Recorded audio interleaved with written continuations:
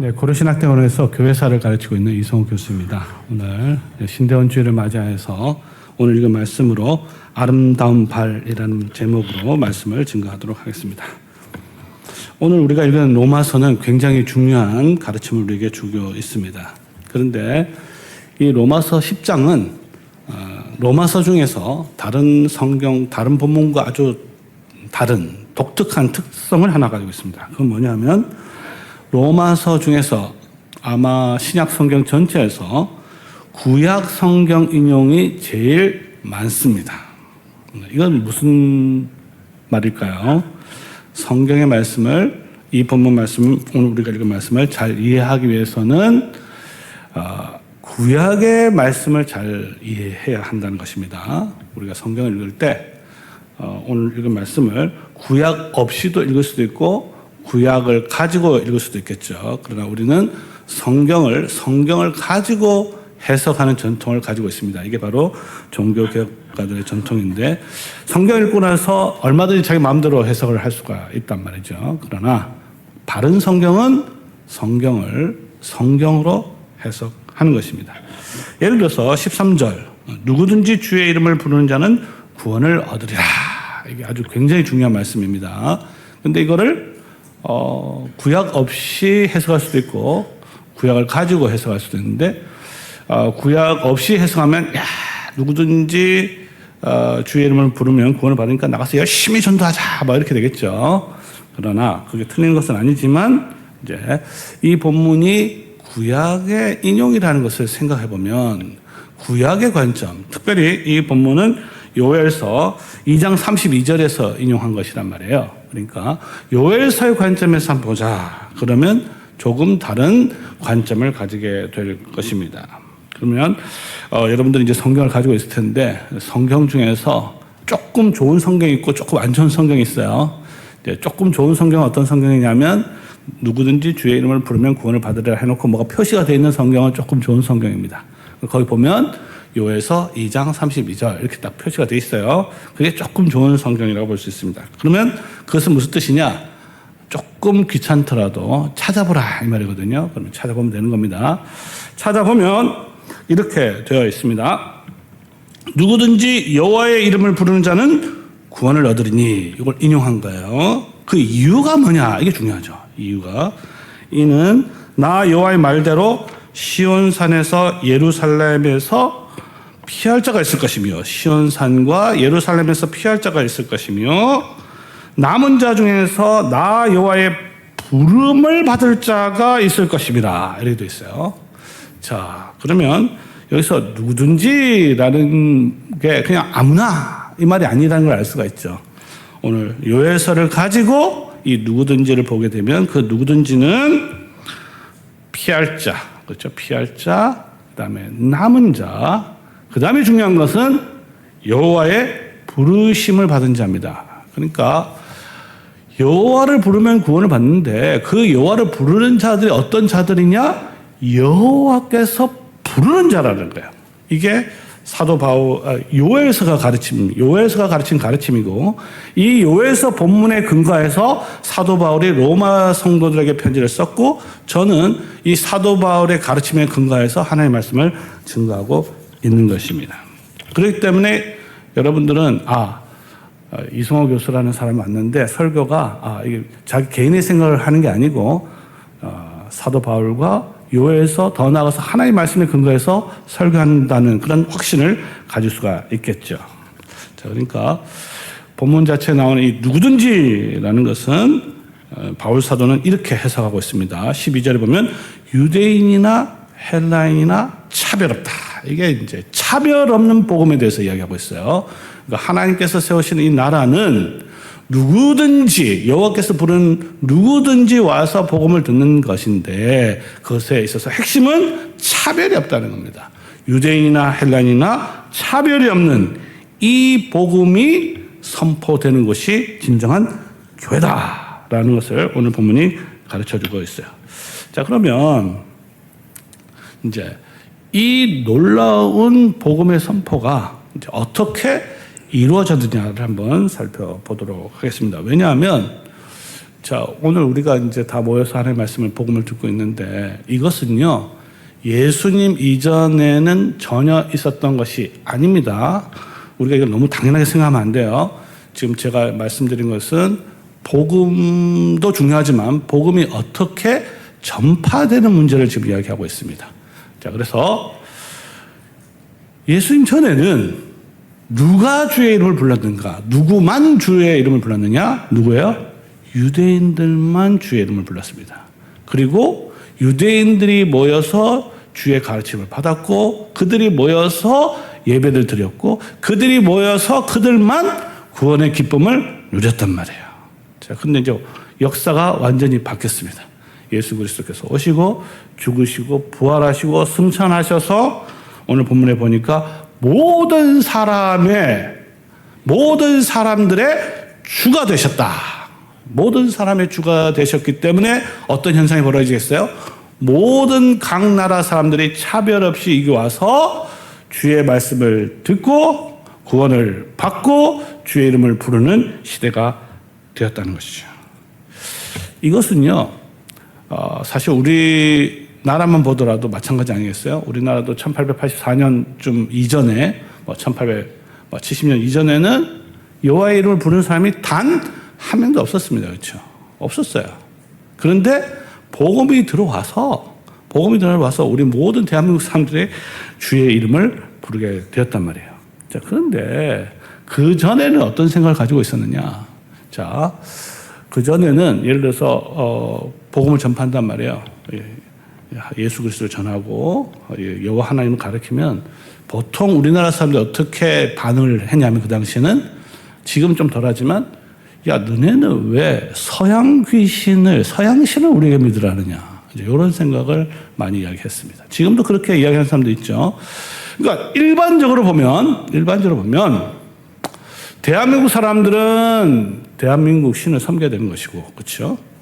일본 사람은 섬기는 것이고, 유대인들은 유대인의 신을 섬기는 것이 맞지 않느냐.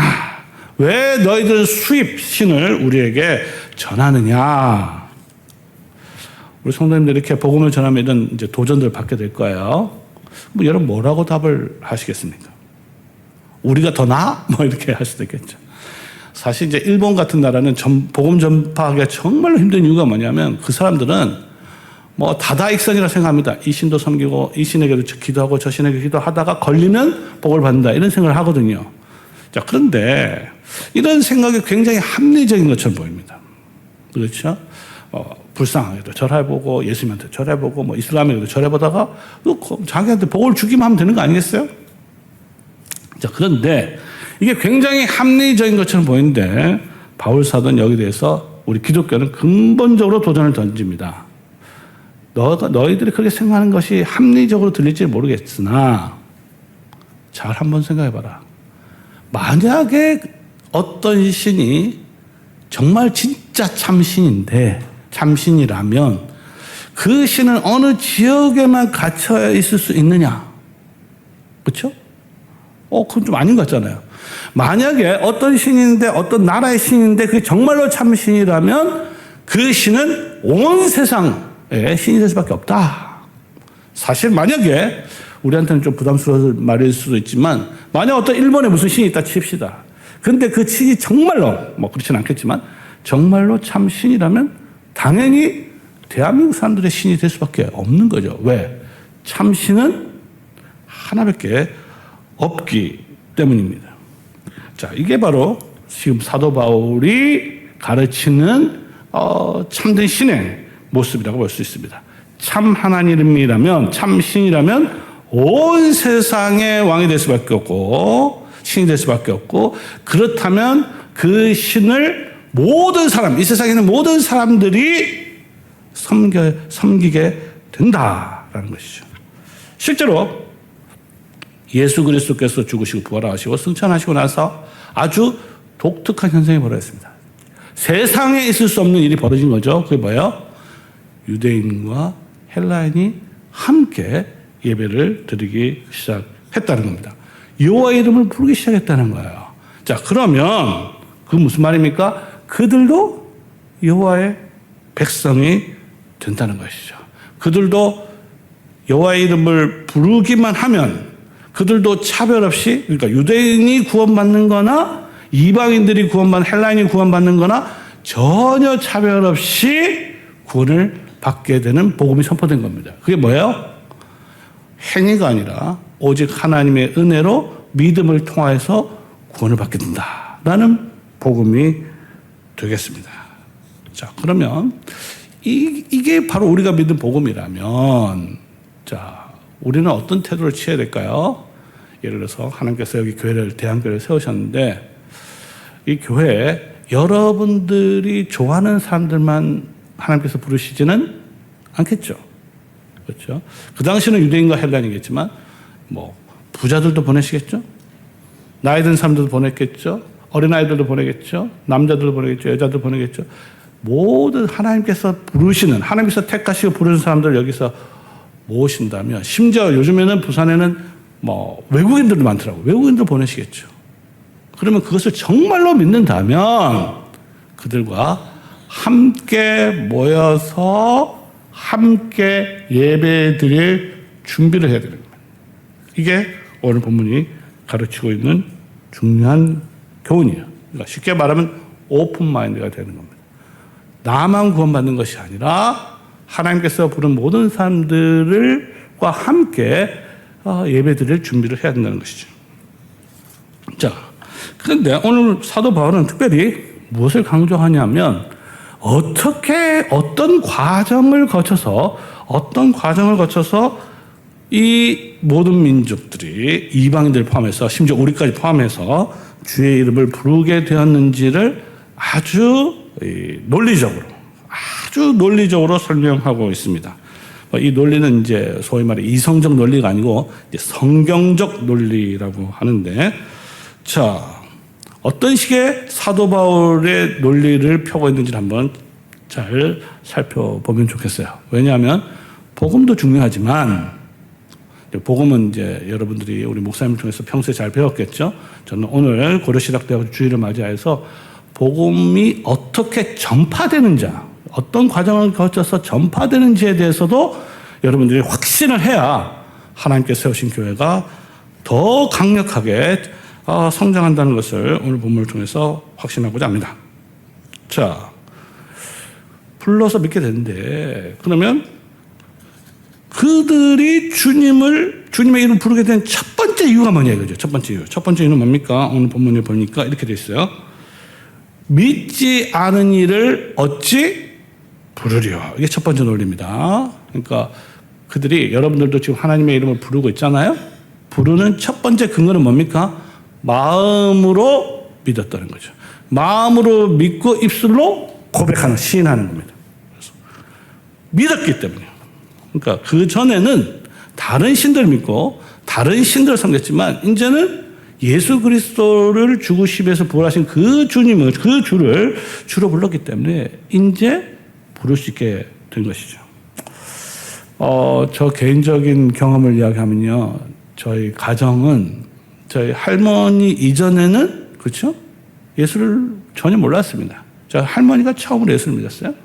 그리고 저희 아버님이 할머니의 신앙을 이뤄서 이제 목사님이 되시고, 저도 목사가 되고, 저 아들도 목사 되기를 정말 간절히 바랬지만 또 안 되고, 물론 딸은 이제 목사하고 결혼했지만, 이렇게 그 전에 저희 할머니 세대 이전엔 전혀 주의를 몰랐어요. 믿을 수도 없었어요. 믿지 못하니까 당연히 그의 이름을 부를 수도 없게 된 것이죠.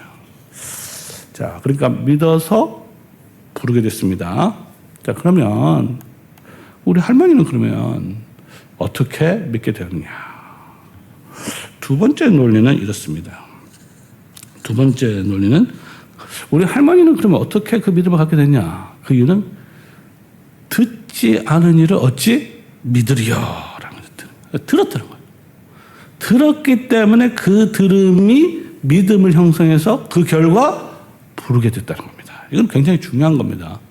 여러분들도 한번 잘 생각해 보시기 바랍니다. 여러분들 역사를 잘 거슬러 올라가면 도대체 지금 우리가 함께 모여서 지금 여호와 이름 부르고 예배를 하는데 그 믿음이 도대체 어떻게 생겼느냐? 들음을 통해서 나온 거죠. 자, 믿음은 무엇을 통해서 난다고요? 들음을 통해서. 들음은 그리스도의 말씀을 통해서 오셨다. 이렇게 되어 있습니다. 그러니까 여러분들이 정말 계속 특별히 우리 자녀들이 계속 믿게 하기 위해서는 뭘 해야 되겠습니까? 들어야 한다. 듣고 또 들어야 그 마음속에 믿음이 생기고 마음속에 생긴 믿음을 입술로 부르게 되는 것입니다. 자, 그러면 또 나가서 듣기는 이제 듣는데 그러면 어떻게 듣게 되었는가? 어떻게 듣게 되었는가? 여기 대해서 사도 바울은 뭐라고 이야기하고 있습니까? 전하는 자가 있었다는 거죠. 전하는 자가 없이 어떻게 들을 수 있게 되는가? 그러니까 누군가가 그 복음을 전해줬기 때문에, 선포했기 때문에 그것을 듣게 된다는 것이죠. 사실 여기서 이제 복음이라고 했을 때, 이제 성경에서 특히 구약시대 복음이라는 것은 왕이 바뀌었다는 거나 또 전쟁에서 승리했다는 것이 복음입니다. 왕이 바뀌거나 전쟁에서 승리한 것. 그런데 문제는 뭡니까? 왕이 바뀌었어요. 그 다음에 전쟁에서 큰 승리가 있었습니다. 굉장한 복음이죠. 문제는 전쟁에서 이기고 왕이 바뀌었지만 저 멀리 있는 백성들은 전혀 그것을 알 수가 없죠. 그들이 알기 위해서는 뭐가 필요합니까? 누군가가 그것을 전해줘야 될 거 아니에요. 그래서 옛날에는 왕이 공식적인 사절단을 갖다 각 지방에 보내서 오늘날에야 뭐 텔레비전이라든지 인터넷 보면은 뭐 그 실시간으로 알 수 있지만 그 당시에는 왕이 그 복음을 각각 지역에 보내서 그 복음을 들려주었던 것입니다. 자, 이제 마지막. 자, 근데 이제 그것을 들었어요. 듣긴 들었습니다. 들어서 이제 믿음이 생기게 되는데, 자, 저 사람이 정말 그쵸? 제대로 말을 하고 있냐? 참말이냐? 거짓말이냐? 그쵸? 그럼 어떻게 하느냐? 이거죠. 저 사람의 말을 어떻게 믿을 수 있느냐? 마지막은 뭐냐? 사도 바울은 이렇게 이야기하고 있습니다. 보내심을 받지 않았으면 어찌 전파하리요? 그러니까 그 사람이 그 복음을 전하게 된 이 핵심적인 이유는 뭐냐면 보내심을 받았다라는 것입니다. 이 보냈다라는 건 그냥 보냈다는 말이 아니고 어떤 권위를 주어서 보냈다는 뜻입니다. 그래서 왕이 사절단에게 자신의 메시지를 주고 권위까지 부여해서 각 지역에 보내서 자신의 메시지를 들려주도록 했다는 것입니다. 자, 이게 바로 바울 사도께서 복음이 전파되는 과정을 설명한 것이에요. 자, 거꾸로 치면 이렇게 되겠죠. 거꾸로 치면 이렇게 됩니다. 우리가 경험하는 거는 부르고 믿게 되었고, 그 다음 누가 전해줬고, 들었고, 전파되었고, 보냈다. 이렇게 되잖아요. 근데 거꾸로 역순으로 해버리면, 하나님께서 당신의 백성들 어떻게 구원하시느냐? 하나님께서 당신의 사자들을, 정확하게 구체적으로 말하면 목사들을 각 교회에 보내시는 겁니다. 말씀의 권위를 부여해서, 사역자의 권위를 부여해서 보내는 거예요. 보내면 그 목사는 자기 말이 아니라 자기 생각이나 경험을 가르치는 게 아니라 무슨 재밌는 이야기가 아니라 종이기 때문에 주인의 말, 왕의 말을 받아서 그것을 그대로 전하는 겁니다. 전하면 그것을 여러분들 누가 들을 거 아니에요. 들었을 때 그것을 믿게 되겠죠. 성령께서 역사하실 때 믿게 되는 겁니다. 정말로 믿으면 그 입을 통해서 하나님에 대한 찬양과 경배가 나오게 되는 것이죠. 제가 지금 이 말을 하는 게 제 말입니까? 아니면 성경의 말입니까? 정말 맞아요? 확실합니까? 성경이 지금 그렇게 이야기하고 있나요? 성경이 그렇게 지금 그렇게 이야기하고 있잖아요. 사도 바울이 그거를 이해하고 있잖아요. 이 말이, 저 사람의 말이 지금 개인의 말이 아니라 성경에 근거해서 하나님의 말씀이구나. 나는 확신이 있을 때, 그때 성령께서 역사해서 여러분에게 믿음을 일으키고 그 믿음을 통해서 하나님께서 찬양을 받게 되는 것입니다. 이 사도 바울의 어떻게 보면 논리, 저는 이제 성경적 논리라고 하는데, 이거 너무, 끼워 맞춘 거 아니냐, 이제 이렇게 생각이 드는데, 전혀 그렇지 않죠. 우리의 경험이나 우리 교회나 이런 것을 보면 야, 하나님께서 당신의 교회를 이렇게 세우시는구나라는 것을 여러분들은 확신하게 될 것입니다. 그러니까 요엘서에 따르면 누구든지 주의 이름을 아무나 차별 없이 유대인이나 헬레나 차별 없이 구원을 받게 된 이유는 결국 최종적인 건 뭐에 달려있다 그랬어요? 여호와의 부르심이 있다. 아까 제가 말씀드렸죠. 이 요엘서의 말씀에 근거하여 사도 바울은 봐라. 너희들이 부르게 된 것은 차별 없는 복음이 가능하게 선포된 것은 결국 하나님께서 보내셨기 때문이다. 권위를 주셔서 이것을 가르치고 있습니다. 그러니까 우리는 로마서를 통해서 이 로마서를 통해서 바울 사도의 말이 정말 맞다는 걸 확신하고 이 바울 사도의 말씀은 또한 바울 사도 개인의 생각이 아니고 요엘 선지자의 그 말씀을 그대로 적용한 것이라는 것을 확신하게 되고 요엘 선지자는 사실 하나님의 말씀을 그대로 받은 자이기 때문에 이 말씀이 그냥 나오는 말이 아니라 하나님의 말씀으로 확신하게 되는 것입니다. 자, 그러면 이 보내심을 받은 자가 뭘 전하는가? 중요하죠? 보면 이제 좋은 소식이란 말, 15절, 좋은 소식, 아름다운 소식, 이렇게 이야기하고 있습니다. 아까도 얘기했지만 좋은 소식, 복음, 이거는 주로 왕이 바뀌거나 새로 등극하거나 전쟁에서 큰 승리가 있었을 때 이 좋은 소식도 사실 이사야 52장 굉장히 중요한 복음을 위한 데서 굉장히 중요한 구절인데 52장 7절에 보면 이렇게 되어 있어요. 좋은 소식을 가져오며 좋은 소식이라는 말 나옵니다. 평화를 공포하고 복된 좋은 소식을 가져오고 구원을 공포하며 시온을 향하여 교회를 말하는 거죠. 대항교회를 향하여 이르기를 너의 하나님이 통치하신다. 이게 복음입니다. 자, 그런데 그 통치하신다라는 자의 이 복음을 전하는 자의 발이 얼마나 아름다운가. 이게 이사야 52장 7절에 있는 말씀이에요. 성도 여러분, 이제 우리나라가 일제 몇 년 동안 통치를 받았습니까? 35년이잖아요. 이스라엘은요, 바벨론에 몇 년 동안 통치받았죠? 70년 동안, 2배입니다. 35년 통치하에서 우리가 해방이 되어도 그렇게 기쁜데, 그렇죠? 70년 동안의 포로기가 끝나고, 이제 여호와 하나님께서 너희를 통치하신다. 이게 얼마나 기쁜 복음이 되겠습니까? 굉장한 복음이죠. 자, 근데 문제는 뭡니까? 이제 바벨론 왕이 바뀌고 여호와 하나님께서 통치하시는 이 복음이 너무 멀리 떨어져 있어요. 굉장히 몇천 킬로미터 떨어져 있는 거죠. 이 이스라엘에 있는 그 본토에 있는 남은 자들은, 피할 자들은 이게 왕이 바뀌었는데 이거 못 듣는 거예요. 듣는 방법이 뭡니까? 그것을 전해줘야 되는 것이죠. 선포가 돼야 되는 것이죠. 그렇기 때문에 그 전하는 자가 얼마나 열심히 달리겠어요. 그렇죠? 우리 마라톤 아시지 않습니까? 마라톤, 그렇죠? 페르시아하고 그리스하고 싸웠는데 이겼다. 42.195km 열심히 달려가지고 이겼다! 라는 메시지를 하고 너무 이제 힘들어서 이제 죽었다는 이제 그런 전설도 있지 않습니까? 그렇죠? 그 승리의 소식을 전하는 그게 얼마나 그렇죠? 간절한지 우리 마라톤을 통해서 알 수 있는 것입니다. 자, 예수 그리스도께서 죽으시고 부활하심으로 승천하심으로 온 세상의 왕이 됐는데 문제는 뭐냐? 아직도 그것을 듣지 못한 사람이 많은 거죠. 그러면 어떻게 됩니까? 예수님은 온 세상의 왕이지만 아직도 그것을 경험하지 못하는 거예요. 자, 그래서 이 일을 하기 위해서는 뭐가 필요합니까?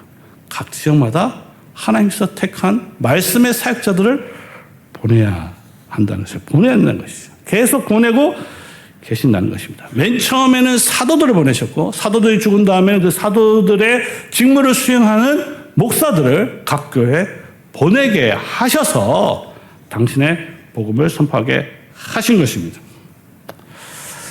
자, 이제 오늘 말씀을 좀 정리해 보도록 하겠습니다. 성도 여러분, 누구든지 주의 이름을 부르면 구원을 얻는다라는 아주 이 말씀을 통해서 결국 바울 사도께서 가장 하고 싶었던 말이 뭐냐? 그것은 바로 복음도 중요하지만 복음 전하는 자의 아름다움입니다. 복음 전하는 자의 아름다움. 전능하신 하나님께서는 사실 그렇죠. 이 복음을 텔레비전을 통해서 전할 수 있겠죠. 요즘에 인터넷 온갖 방법 통해서 전할 수 있을 것입니다. 아니면 가장 좋은 방법은 그냥 만약에 대한교회 예수님께서 여기 진짜 한번 오신다. 하면 부산 전역에 있는 사람 다 올 거 아니에요, 그렇죠? 아니, 세계에 있는 사람 다 올 수도 있습니다. 왜 그와 같은 방법을 사용하지 않느냐? 고린도전서 1장 22절에 보면 1장 21절에 보면 이렇게 되어 있습니다. 하나님은 설교에 미련한 것을 통해서 구원하시기를 기뻐하셨다. 우리가 보기에는요, 하나님의 말씀을 이렇게 설교하는 거 굉장히 미련해 보입니다. 그렇죠? 얼마나 미련해요. 그냥 하나님께서 오시든지 무슨 특별한 방법이 있든지 이적이 일어나든지 그렇죠? 뭔가 큰 일이 벌어지는 것이 훨씬 더 나은 복음 전파의 방법, 뭔가 특별한 것이 있지 않겠냐. 그러니까 오늘 많은 교회들이 특별한 무슨 방법을 추구하는 경우가 많아요. 그러나 하나님께서 택하신 방식은 그게 아닙니다.